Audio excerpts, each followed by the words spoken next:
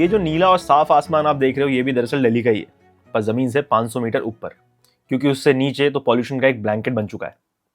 खैर, ये video pollution के बारे में नहीं है, ये है हमारी यमुना के बारे में। एंड पिछले 1 महीने से I was on a mission, एक मिशन जिसमें मैं यमुना का सर्वे तीसरी बार करने वाला हूँ। बीजेपी को पावर में आए हुए अब ऑलमोस्ट 11 महीने होने वाले एंड इससे पहले भी मैं 2 यमुना के सर्वे ऑलरेडी कर चुका हूँ। This will be the third one and ये सबसे ज्यादा डिटेल्ड होने वाला है। वीडियो स्टार्ट करने से पहले ही मैं एक डिस्क्लेमर देना चाहता हूँ कि ये वीडियो उन वीडियोस की तरह नहीं है जहाँ पे मैं यमुना के साथ में खड़े होकर किसी के 10 साल को किसी के 10 महीने से कंपेयर करूँ। This is the reality in front of you. This is exactly how bad the situation was under the Aam Aadmi Party government as well. हर चीज के बारे में डिटेल में बात करेंगे, क्योंकि मैं यहाँ पे कोई प्रोपेगेंडा फैलाने या फिर कोई एक नैरेटिव चलाने नहीं आया। एंड इस वीडियो से you'll not only learn about Yamuna but about entire Delhi and its geography। इस वीडियो में हम लोग एंटायर दिल्ली के ड्रेन सिस्टम को समझेंगे एंड जानेंगे कि आखिर इसमें गंदगी जाती कैसे है। दिल्ली के हर एक एसटीपी के बारे में जानेंगे and you'll see a sad reality about them। And in the end मैं आपको एंटायर यमुना का करंट कंडीशन दिखाने वाला हूँ, हर जगह पे पानी का टेस्ट करके। एंड ट्रस्ट मी, आप भी उतना ही शॉक हो जाएंगे जितना मैं हुआ था इन रिजल्ट्स को देखकर। जब भी यमुना की बात होती है तो डिस्कशन तुरंत यहीं आ जाता है कि लोग कचरा डालते हैं, फैक्ट्रीज गंदी हैं और नालियों से गंदा पानी आ रहा है, और फिर पॉलिटिक्स शुरू हो जाती है कि ये सरकार फेल हो गई, वो सरकार ने कुछ नहीं करा। लेकिन आज का सवाल थोड़ा अलग है। यमुना गंदी है, ये चीज सालों से डिस्कस हो रही है, लेकिन यमुना तक गंदा पानी आ कैसे रहा है इस चीज पे लोग ज्यादा सीरियस बात नहीं करते, क्योंकि ये सिर्फ पॉल्यूशन का इशू नहीं है, ये दिल्ली के ड्रेनेज एंड गवर्नेंस का इशू है। सच ये है कि यमुना की ये हालत किसी एक पार्टी, किसी एक सीएम या किसी एक गवर्नमेंट के टेन्योर में नहीं बिगड़ी है। ये एक सिस्टमैटिक फेलियर है जो डेकेड्स में बना, इग्नोर हुआ और नॉर्मलाइज हो गया। और जब सिस्टम ही गलत होता है तो चाहे कितने भी एसटीपी लगा लो, चाहे कितना ही पैसा खर्च कर लो, रिजल्ट वही रहता है। क्योंकि जब तक हम सिस्टम को समझेंगे नहीं तब तक सिर्फ गवर्नमेंट चेंज होती रहेगी, पर यमुना की हालत नहीं बदलेगी। तो चलिए शुरू करते हैं दिल्ली के ड्रेनेज सिस्टम से। यमुना की हालत समझने के लिए पहले हमें पॉलिटिक्स से पीछे जाना पड़ेगा, जियोग्राफी। दिल्ली की ज्योग्राफी एक सिंपल रूल फॉलो करती है। शहर का वेस्टर्न हिस्सा ऊंचा है और ईस्टर्न हिस्सा नीचा। पानी का natural flow west to east है, और इसका मतलब यह है कि दिल्ली का हर पानी, चाहे वो बारिश का हो या शहर का रन ऑफ, एंड में यमुना की तरफ ही जाता है। यमुना दिल्ली के लिए सिर्फ एक रिवर नहीं है, यमुना दिल्ली का एक नेचुरल ड्रेनेज आउटलेट है। सरकारें आती जाती रहेंगी, लेकिन ग्रेविटी का रूल कभी नहीं बदलेगा। इसलिए दिल्ली में पहले झीलें हुआ करती थी, नजफगढ़ झील जैसी वाटर बॉडीज जो एक्सेस पानी को होल्ड करती थी।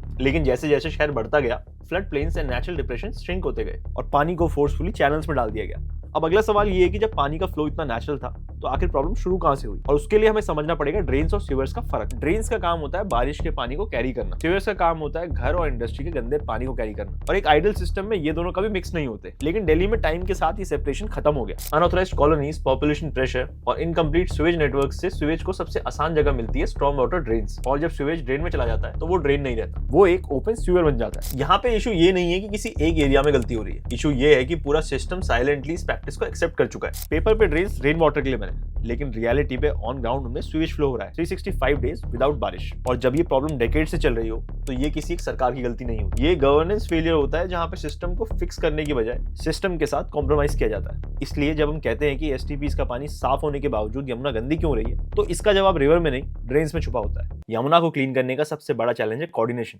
मल्टीपल टीम्स, डिपार्टमेंट्स और सिस्टम का सही तरह काम करना। और यही चीज एक बिजनेस में भी होती है, और यहीं पर आपकी हेल्प करता है ओडू। ओडू एक simple to use ERP software जो A to Z business management solutions provide करता है।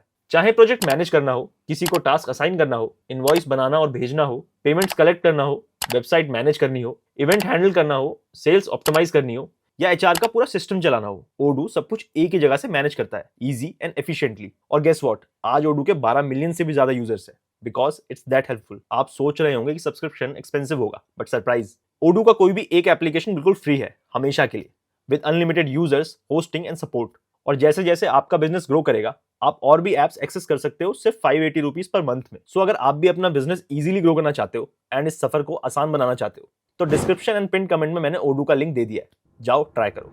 Now back to the video. अब दिल्ली को ड्रेनेज के लिए 3 मेजर बेसिन्स में डिवाइड किया गया, नजफगढ़ बेसिन, बारापुला बेसिन और ट्रांस यमुना बेसिन, और साथ ही कुछ छोटे बेसिन जो कि डायरेक्टली यमुना में मिलते हैं। इसका मतलब ये हुआ कि अगर आप किसी भी बेसिन के ऊपर वाले हिस्से में कुछ गलती करते हो तो उसका इफेक्ट सीधा आपको यमुना में दिखाई देगा, और यहीं पे यमुना की कहानी बदल जाती है, क्योंकि अब ये एक रिवर पॉल्यूशन का इशू नहीं है, ये पूरे बेसिन मैनेजमेंट का इशू बन जाता है। और बेसिन मैनेजमेंट में एक अनकंफर्टेबल ट्रूथ होता है, बेसिन इलेक्शंस, डिपार्टमेंट्स या पार्टी बाउंड्रीज को फॉलो नहीं करते। इसीलिए जब सरकारें सिटी लिमिट्स के अंदर सॉल्यूशन प्लान करती है, लेकिन बेसिन के ऊपर वाले हिस्से को सिर्फ इग्नोर करती है, तो प्रॉब्लम सिर्फ शिफ्ट होती है, सॉल्व नहीं। अब इन 3 बेसिन्स में एक सबसे ज्यादा पावरफुल, इतना पावरफुल कि यमुना का fate almost single handedly decide करता है। अगर दिल्ली के ड्रेनेज सिस्टम का सेंटर ऑफ ग्रेविटी निकाला जाए तो वो सिर्फ एक जगह पे आकर रुकता है, वो है नजफगढ़ बेसिन। नजफगढ़ बेसिन दिल्ली का सबसे बड़ा ड्रेनेज बेसिन है, इतना बड़ा कि दिल्ली के लगभग 2/3 एरिया का पानी इसी बेसिन के थ्रू फ्लो करता है। और ये सिर्फ दिल्ली का पानी नहीं है, नजफगढ़ बेसिन में हरियाणा और राजस्थान के कुछ एरियाज का पानी भी फ्लो करता है। मतलब यमुना में जो पानी दिल्ली के थ्रू गिरता है वो पूरे कैचमेंट का रिजल्ट होता है, सिर्फ शहर का नहीं। नजफगढ़ ड्रेन खुद लगभग 60 किलोमीटर लंबा है। इसी एक ड्रेन में 100 से भी ज्यादा छोटे बड़े ड्रेन आकर मिलते हैं और एंड में ये पूरा सिस्टम जाके यमुना में डिस्चार्ज होता है। और इन्हीं छोटे बड़े ड्रेन्स को साफ करने के लिए क्लीन टेक इंफ्रा की ड्रेन मास्टर मशीन काफी फायदेमंद साबित हो रही है। इस पॉल्यूशन के सोर्स को टैकल करने के लिए ये drain master machine Najafgarh basin के मल्टीपल ड्रेन्स में डिप्लॉय की जा रही है। ये मशीन पानी में तैर के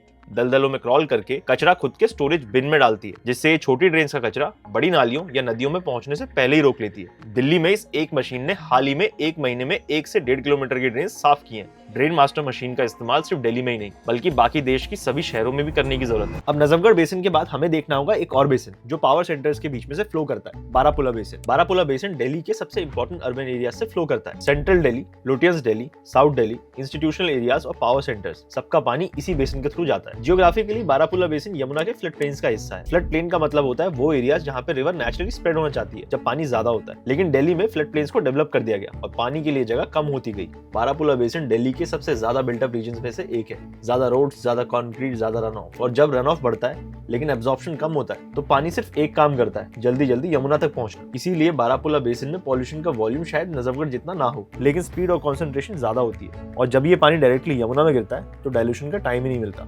इंटरेस्टिंग बात यह है कि ये बेसिन उन एरिया से फ्लो करता है जहां पे प्लानिंग सबसे ज्यादा विजिबल है। इसका मतलब ये नहीं कि प्लानिंग नहीं हुई, इसका मतलब ये है कि प्लानिंग ने नेचर को कम और लैंड यूज को ज्यादा प्रायोरिटी दी। अब एक आखिरी मेजर बेसिन बचता है जो कि अक्सर डिस्कशन से बाहर रहता है, ट्रांस यमुना बेसिन। और इस बेसिन के बिना यमुना की कहानी अधूरी है। Geographically trans Yamuna basin river के बिल्कुल पास और लो लाइंग फ्लड प्लेन पे बसा हुआ है। इसका मतलब ये है कि यहाँ का पानी नेचुरली रुकता नहीं, सीधा यमुना में चला जाता है। ये बेसिन दिल्ली के सबसे ज्यादा डेंसली पॉपुलेटेड एरियाज में से एक है। ट्रांस यमुना बेसिन सिर्फ एक कंट्रीब्यूटर नहीं, ये सबसे पहले विक्टिम भी होता है और इसीलिए यहाँ का पॉल्यूशन सबसे ज्यादा विजिबल लगता है। अब जब हमें ये समझ आ गया है कि यमुना ड्रेन्स के थ्रू पॉल्यूट होती है तो नेक्स्ट लॉजिकल सवाल है कि क्या दिल्ली में सीवेज ट्रीट होता भी है। सच ये है कि काफी सालों तक दिल्ली का सीवेज सिस्टम सिटी के लोड्स के हिसाब से बना ही नहीं था। जब दिल्ली की पॉपुलेशन बढ़ रही थी, कॉलोनीज एक्सपैंड हो रही थी, अनऑथराइज्ड एरियाज ग्रो कर रही थी, तब सीवेज ट्रीटमेंट उतना स्पीड से ग्रो नहीं हुआ और रिजल्ट STPs ओवरलोड हो गए। काफी प्लांट्स कैपेसिटी से ज्यादा सीवेज लेने लगे और जब ट्रीटमेंट फेल होता है तो ड्रेन सीधा यमुना में खुले छोड़ दिए जाते हैं। पिछले कुछ सालों में एक चीज क्लियरली चेंज हुई है। STPs को सिर्फ चलाने की नहीं, उनको अपग्रेड करने की बात शुरू हुई है। आज दिल्ली में फोकस है एग्जिस्टिंग STPs को अपग्रेड करने की, ट्रीटमेंट कैपेसिटी बढ़ाने पर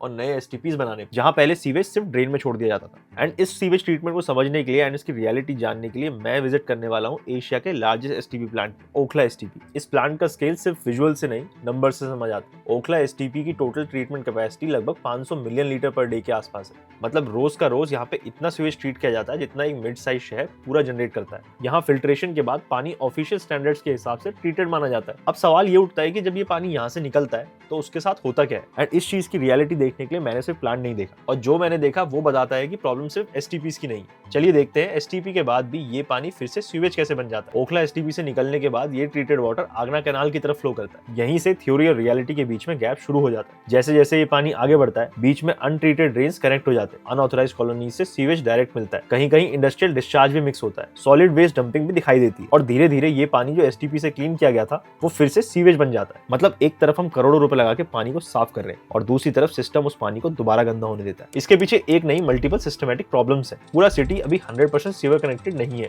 ड्रेन्स और सीवर लाइंस ओवरलैप्ड है, इंफ्रास्ट्रक्चर ओल्ड है और अर्बन ग्रोथ रैपिड। STP एक सॉल्यूशन है लेकिन अकेला सॉल्यूशन है। ये एक सिटी वाइड सिस्टम के फेलियर का रिजल्ट है और जब सिस्टम फेल होता है तो सबसे पहले असर दिखता है नदी में। अब चलिए यमुना के पास, इस बार डेटा के साथ, वाटर टेस्टिंग के साथ और बिना अजम्पशंस के, वजीराबाद से ओखला तक। सो इस बार भी हम लोग सर्वे स्टार्ट करेंगे वजीराबाद से जस्ट पहले। एंड इस बार वजीराबाद से पहले की सिचुएशन अभी तक की बेस्ट थी। मैं जितनी बार भी यहाँ आया हूँ इससे बेटर ये जगह कभी नहीं लगी। एंड आप विजुअल्स में देख सकते हो कि लोग फाइनली अपनी वाटर बॉडीज का यूज कर पा रहे हैं। वजीराबाद बैराज से पहले यहाँ पे काफी सारे वाटर स्पोर्ट्स होते हैं। पानी की क्वालिटी की बात करूँ तो TDS टेस्ट करने पे अराउंड 320 आया था, जो कि लास्ट टाइम 580 था, अभी 320 है। एंड TDS से भी ज्यादा जिस चीज में इंप्रूवमेंट हुई है वो है डिसॉल्व्ड ऑक्सीजन, जो लास्ट टाइम 11 mg पर लीटर थी, इस वक्त 21 पे है। एंड इस इंप्रूवमेंट का रीजन बहुत ऑब्वियस है। अभी कुछ दिन पहले ही दिल्ली के अंदर काफी फ्लडिंग हुई है, ऊपर से काफी पानी आया था, तो उसी की वजह से यहाँ पे डिसॉल्व्ड ऑक्सीजन भी काफी हाई है एंड TDS की सिचुएशन भी काफी बेटर है। एज यू नो कि ये बैराज से जस्ट पहले है, तो इससे आगे जो है वो मेन पॉल्यूशन चालू होगा। यहाँ पे नजफगढ़ ड्रेन आगे नहीं मिल रहा है, तो इस इंप्रूवमेंट के पीछे आप सरकार का हाथ नहीं जा सकते। अगर बैराज से आगे हमें पानी की क्वालिटी ठीक मिलती है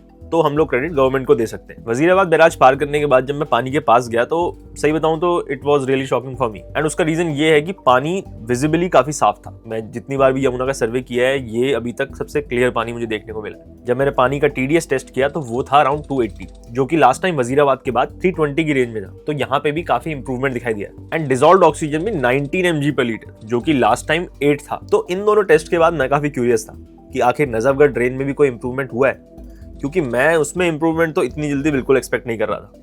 जहाँ पे नजफगढ़ ड्रेन यमुना में आके मिलता है, वहां पे जब मैंने पानी का TDS टेस्ट किया तो वो अराउंड 1100 ही था, जो कि लास्ट टाइम की तरह सेम है। लेकिन जब मैंने डिसॉल्व्ड ऑक्सीजन का टेस्ट किया तो वो आया 3.5, जो पहले 0.8 0.9 था, वो इस वक्त 3.5 पे था। इस बढ़े हुए DO का रीजन मोस्ट प्रोबेबली यहाँ के पानी की वेलोसिटी है। इसलिए मैंने नजफगढ़ ड्रेन में थोड़ा पीछे जाके दोबारा टेस्ट किया, एंड वहां पे रिजल्ट आया TDS 1200, जो कि पहले से भी ज्यादा था। एंड डिसॉल्व्ड ऑक्सीजन का लेवल था 2.4। Can you believe, last time जो चीज 0.8 थी वो इस बार 2.4 है। ये जंप काफी एक्सपोनेंशियल है, एंड मैंने मल्टीपल टेस्ट के बाद भी सेम रिजल्ट आया। एंड इसके पीछे का रीजन काफी साफ है। लाखों टन स्लज और गंदगी जो नजफगढ़ ड्रेन के रिवर बेड से निकाला गया है, उसकी वजह से पानी के अंदर DO काफी इंक्रीज हो चुका है। दो पानी विजुअली सेम था एंड उसके अंदर स्मेल भी अच्छी खासी थी। ये डिसॉल्व्ड ऑक्सीजन का बढ़ा हुआ रीडिंग इस रिवर के लिए बहुत अच्छा साइन है। नजफगढ़ ड्रेन के बाद हम लोग आगे बढ़ेंगे, पानी का टेस्ट करेंगे वासुदेव घाट, जहाँ पे अभी छठ पूजा के टाइम पे काफी कंट्रोवर्सी भी हुई थी। आम आदमी पार्टी के नेताओं ने काफी सारे एलिगेशंस लगाए थे कि जो ये वासुदेव घाट है, यहाँ पे पानी जो इकट्ठा किया गया है छठ पूजा के लिए, वो सिर्फ पॉलिटिशियंस एंड VIPs के लिए। हमें छठ पूजा के टाइम पे देखने को मिला कि ये जगह सबके लिए ओपन थी, एंड यहाँ पे अच्छी खासे लोगों की भीड़ भी थी। ऑल्दो इस टाइम पे बीजेपी की तरफ से भी काफी सारी बयानबाजी हुई थी कि यमुना साफ हो चुकी है, यमुना का पानी उन लोगों ने बिल्कुल साफ कर दिया। वो रियलिटी नहीं थी, लेकिन आई रियली अप्रिशिएट जो भी यहाँ पे प्रावधान किया गया था लोगों के लिए। वासुदेव घाट पे मैंने पानी का दोबारा टेस्ट किया, क्योंकि यहाँ तक नजफगढ़ ड्रेन और यमुना का पानी जो ऊपर से बहता हुआ आ रहा होता है, वो प्रॉपरली मिक्स हो चुका होता है, एंड इसके बाद यमुना की कंडीशन ऑलमोस्ट एंड तक सेम ही रहती है। तो पानी का TDS अराउंड 900 था, एंड डिसॉल्व्ड ऑक्सीजन भी गिर के 1.8 तक आ गई थी।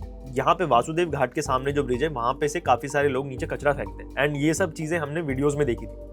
लेकिन जब मैं वहां पे खुद शूट कर रहा था, तो हम लोग जब उस ब्रिज के नीचे से निकल रहे थे, तो हमारे ऊपर भी किसी ने कचरा फेंक दिया। एंड ये नदी में कचरा फेंकना या फिर अपने पूजा की सामग्री फेंकना मेरे हिसाब से गलत। वासुदेव घाट के बाद निगमबोध घाट पे भी हमारी रीडिंग ऑलमोस्ट सेम थी। TDS अराउंड 800 था एंड डिसॉल्व्ड ऑक्सीजन 1.7।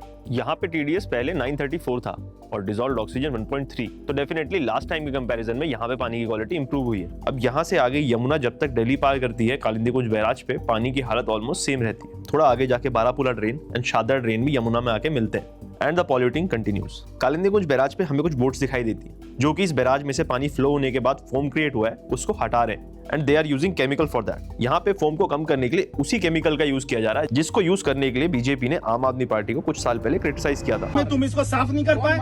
आपको कैसा लग रहा है कि लोग मर रहे हैं इससे? अरे तू इसमें डुबकी लगा चल अभी। अब ये सच है कि यमुना के अंदर जो चेंजेस हैं, ये कोई बहुत बड़े चेंजेस नहीं है, लेकिन अगर हम रियलिस्टिक एक्सपेक्टेशंस रखें तो ये इंप्रूवमेंट काफी पॉजिटिव साइन है। बाकी जो बीजेपी का प्रॉमिस था 1100 दिन का, उसमें से 300 दिन जा चुके हैं। तो देखते हैं कि क्या बचे हुए 800 दिनों में यमुना बिल्कुल साफ हो पाएगी। बाकी आपको क्या लगता है कि यमुना में कोई इंप्रूवमेंट है या नहीं? Comment down below.